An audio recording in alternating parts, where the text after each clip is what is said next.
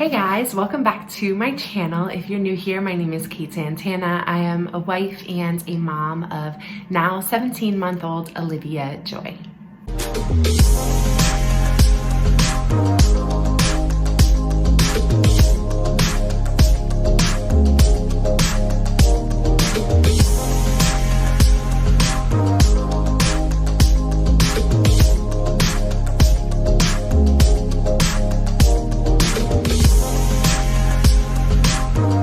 Today I'm going to be giving you her 17-month update. It would mean a lot to me if you would go ahead and subscribe to my channel if you are interested in this content, if you would like this video, and if you would come back. If this is something that you do really enjoy, it helps me so much if you share the link to this on Facebook or on Instagram. So thank you guys. Let's go ahead and jump in. Olivia is 17 months old. She is about 27 pounds. She stands on our scale fairly often, actually, in our room. In the mornings, like before she's eaten, she's around like 26 pounds something. And then like at the end of the night, she's probably like 27.5 pounds. So she's somewhere in there depending on how much food is in her belly. Her belly grows a lot like throughout the day. And then when she wakes up, she has that like flat, skinny belly that I used to have when I woke up. And now I'm just like chunky belly all the time. Her height, I don't know her exact height, but the last time that we were at the doctor said she thinks that she's going to take after me and be on the tall side. She was in the 88th percentile for height at her 15-month appointment. So I will let you guys know when we go to her 18-month appointment, which is the next time her official height will be taken. However, I will say this, she can pull open the top drawer of her dresser and she can reach inside and pull things out now, which is alarming. She can pull things off of the counters in the kitchen. She can reach all of the doorknobs in the house very easily. She can, if she doesn't have a sleep sack on, get her leg like so that her foot is over the rail of her crib. She doesn't try it when she has a sleep sack on though, and she wouldn't be successful even if she did try it. So hopefully it stays that way for a while. So that is her height. She is in 18 to 24 month clothes. It really depends on the brand. 18 months is starting to get a teensy bit small, so we're going with like 24 months 2T a lot of times. So that's where she is with clothing. She is in size 4 diapers and has been for like months and months, probably like half of a year so far. And she'll probably be in them until I'm thinking she potty trains, because I think they go up to like 34 pounds or something, 32 pounds. So we're gonna start potty training in like 4 months, 3 or 4 months. So she will be in size 4 probably until then, and we're probably not going to do pull-ups, but I will talk about potty training later. So she is still in diapers. As far as sleep goes, at night she goes to bed at 7 unless it's been like a weird day for whatever reason. Around 7:15 is her bedtime. She falls asleep on her own very regularly, unless there's something going on, like she's sick or she's in teething pain. We've actually had to give her Tylenol quite often before bed the past 2 weeks, which I will talk about later, but we don't do anything other than the same routine as before. Read her books, brush her teeth, change her diaper, put her pajamas on, pray with her, read with her, kiss her, turn on her sound machine, turn off the lights, put her in her bed, say goodnight, and we're out the door. She has recently, only since she's been teething, starting to sleep about 12.5, 13 hours at night, and then she only takes a 1-hour nap. So you might see her in this video because chances are good that she will wake up while I am filming it. But she gets then about 13.5 to 14 hours of sleep a day, and I would say that total 24-hour amount has been very consistent since her 15-month update. She's normally somewhere in between 13 and 14 hours a day, which is on the high end of average for her age, so we feel pretty good about that. Okay, so speaking about teething, she has about teeth that are fully in, I want to say 11. So she has her top 4, her bottom 4, and 3 of her 4 molars are totally in. Her 4th molar is cutting through right now. The like outer part of it is through, but the inner part is not through yet. One of her canines has broken through, actually on the same side as the molar that's not in yet. And her other 3 canines look puffy and like they could break through any day now. She has been teething crazy for a while. Like those molars, her first molar came in on Christmas, and then the other 2 just recently came in within the last 2 weeks, and that fourth one is still coming through. So yeah, she's in a lot of pain. We've had a few bad nights, but in general, I'm actually proud of her for how well she's been doing. She's been sleeping through the night for the most part with Tylenol before she goes to bed. So that is teething. I do try to tell her to like chew on the teething toys that we have, and she will chew on them for a second. I'm like, baby, chew on this. And she knows what to do when I say that. So she'll chew on it, but she doesn't seem interested in like holding it there or really like chewing on it for a long time. So she's not doing much to relieve her pain throughout the day. Sometimes she will put random things in her mouth. And so I always like offer her the chew toy again. But again, she's not like super interested in it. Oh, I know what she likes. She likes the teething crackers, which I know that they like supposedly have, what is it? See, I forget. That like whole report came out. Some kind of heavy metal. But I feel like she eats really well in general, and I actually used to think that these teethers were made with brown rice, and they said in this report that brown rice is worse than jasmine rice. So I just checked the boxes. We hadn't bought them since that report came out, and we had to buy them again just because some of the days at the height of her teething, she really didn't even want to eat that much food, so we needed crackers for her. But the crackers are made from jasmine rice now instead of brown rice, so I mean, we're doing the best we can. Sometimes she just needs the crackers. So let's actually jump into what she is eating most of the time. So I'm actually like, this is the one thing in motherhood that I'm like really proud of. And I feel like it's okay to be proud of some things. Around 15 months, she had started getting picky and like only wanting bread. Like she didn't even want any of the good stuff that I was offering to her, and it was making me like a little bit stressed out. But since then, I just continue to offer her healthy foods, and I'm really proud of how healthy she eats, because I know when I was a toddler around this time, and Andrew as well, we were both super picky and like barely ate anything. I also feel like she eats healthier foods and like will tolerate healthier foods than some adults will. And so I just feel like so happy when she eats healthy. I don't know. It's just something, maybe if you know me, it like makes sense, but I just feel really good when she eats healthy. I'm gonna talk through the fruits she eats, the vegetables she eats, and like all the other stuff then, because that's basically all she eats. So the fruits that she eats, plain applesauce or applesauce with strawberry, applesauce with mango. And then she eats frozen raspberries, she eats frozen mango, and she will eat peaches. She's really on and off about peaches though. It's not really fruit season right now, so I'm hoping to offer her a lot more fresh produce in the spring and in the summer once fruit is like fresh. We have given her oranges, and she will eat oranges. And I'm trying to think what other fruits. Oh, how could I forget? Bananas. She eats bananas every day. And avocados, I think technically they're a fruit. She eats avocados all the time too.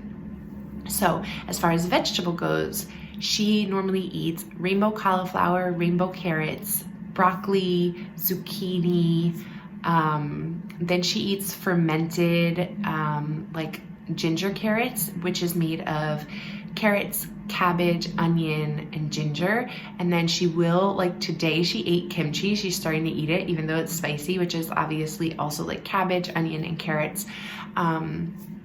She will eat purple cabbage. She eats spinach. She actually likes pepperoncinis or whatever. Like I put it in my salad, and she really likes eating them. They're like these kind of sour peppers, which is really funny. The key to vegetables that I have found is a few things. One, we roast almost all of them, and she really likes them roasted. We put 21 seasoning salute from Trader Joe's on them, and she just loves it. And oh, she loves sweet potatoes too. I forgot to say that. I have her help me make it.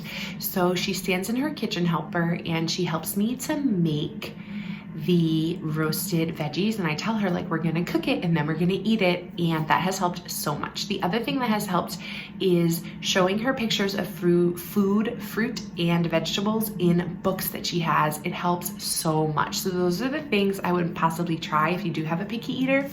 Other than that, it's also just really exposure. So help them, or let them help you cook it, let them see it in a book, and then just expose them to it as often as possible.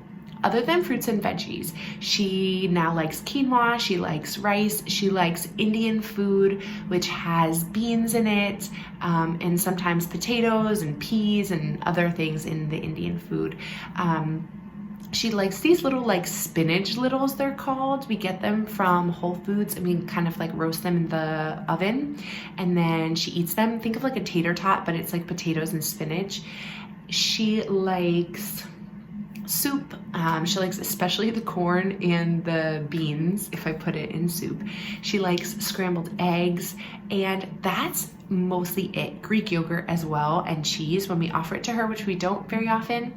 She does like sourdough bread. We offer her chicken and also ground turkey, but she gets an egg, probably not a full egg all the time, but she gets scrambled egg every day, and she gets beans pretty often, so that's her protein source right now. That is the one part of her eating that I wish was a little bit better, but maybe soon. Okay, so activities. Right now, she's gotten really into open-ended toys, and she will play with toys a lot longer and more independently than she would even a month ago. She likes her lockbox. Most of the stuff she likes, honestly, is from Lovevery. She's really starting to engage with her Grimm's Rainbow. She likes balls a lot. She loves playing catch with us and kind of like just engaging with the balls around the house and running around and chasing them. She likes coloring with crayons. She likes coloring with the whiteboard markers on the fridge, which she really shouldn't be, but I let her because she just begs me.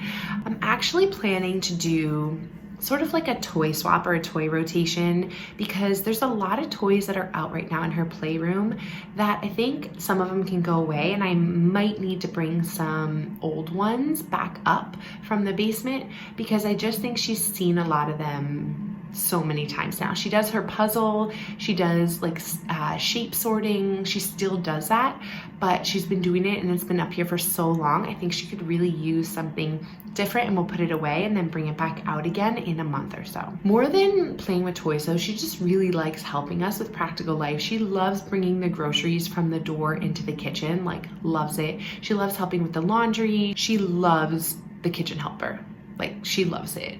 If I'm trying to do something in the kitchen and I have her in her chair, she like points at the kitchen helper and screams, like she wants to be helping me. She doesn't want me to work on anything in the kitchen where she doesn't get to also work on it. And when she's in the kitchen helper, she's just like jabbering away. She's definitely talking more now too.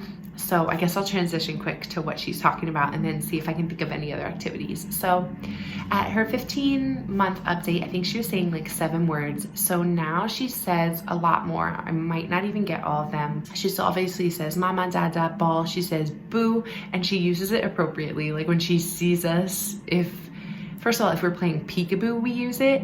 But then if like Andrew gets her up and I lay in bed for a little bit, as soon as I come down the stairs, she's like, boo. It's almost as if like I had been hiding that whole time. Banana, she says blue, the color blue.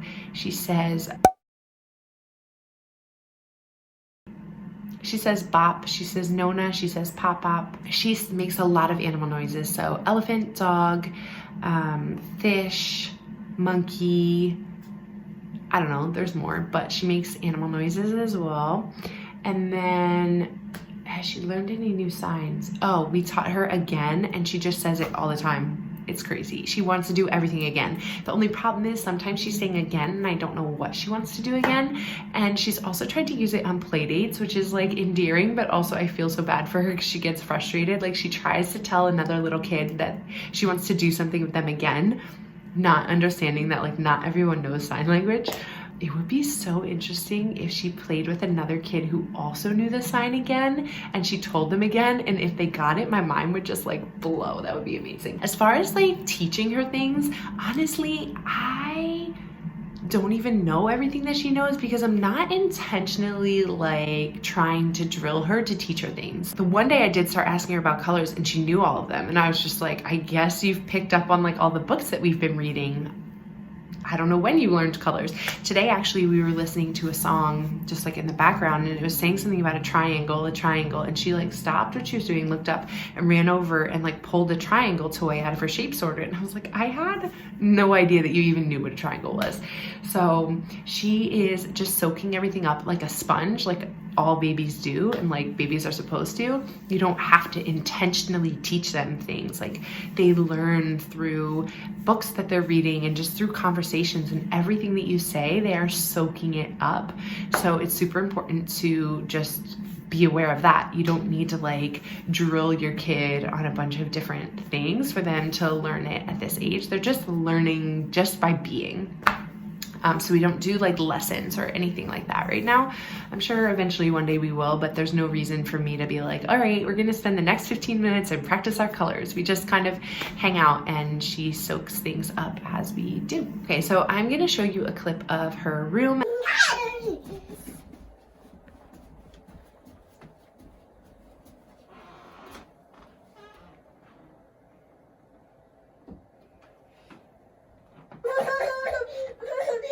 Uh-oh, did you drop your ball?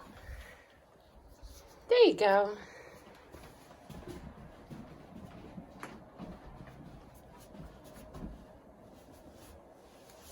Okay, one last thing that's been very important for us the last month or so is being outside, and it is miserably cold outside, even though it is sunny today. But I started this 1,000 hours outside challenge, and it's basically what it sounds like, a challenge for you to be outside for 1,000 hours in a year. So we didn't start on January 1st. So I'm gonna probably give us until like February next year to try to make the 1,000. And if we don't, it's fine, but it's still really fun to track it, and it motivates me to get outside with her. So I have just been trying to be intentional about getting outside, bundling her up and taking her out, even if it's for 15 minutes or an hour or 2 hours. She loves it. The one day she was in the worst mood ever because she was teething, and thankfully it was really nice out. It was in the 50s. We went outside. She spent an hour and 45 minutes out at the park and did not cry for 1 second. She was so happy, just exploring everything, digging in the sand, sitting in the grass, rolling around, like going like this, and she was just holding acorns in her hands. She was just having so much fun. So that is another major goal, and I cannot wait for spring and summer because I think we're gonna spend a lot of time outside, and I think she's gonna really, really, really enjoy it. So I hope that this update was informative for you and something that you can look at if you're coming up on 17 months with your toddler. I know I'm gonna look at this again with our next kid, God willing. I will be looking at this video to kind of see where Olivia was at and what we were doing with her. So I hope you guys have a great day. Please leave any video requests that you have down below in a comment. You can also follow me over on Instagram. I would appreciate a follow over there as well. And I hope that you guys stick around to see our 18-month update and on and on and on. So I will talk to you guys later. Have a good day.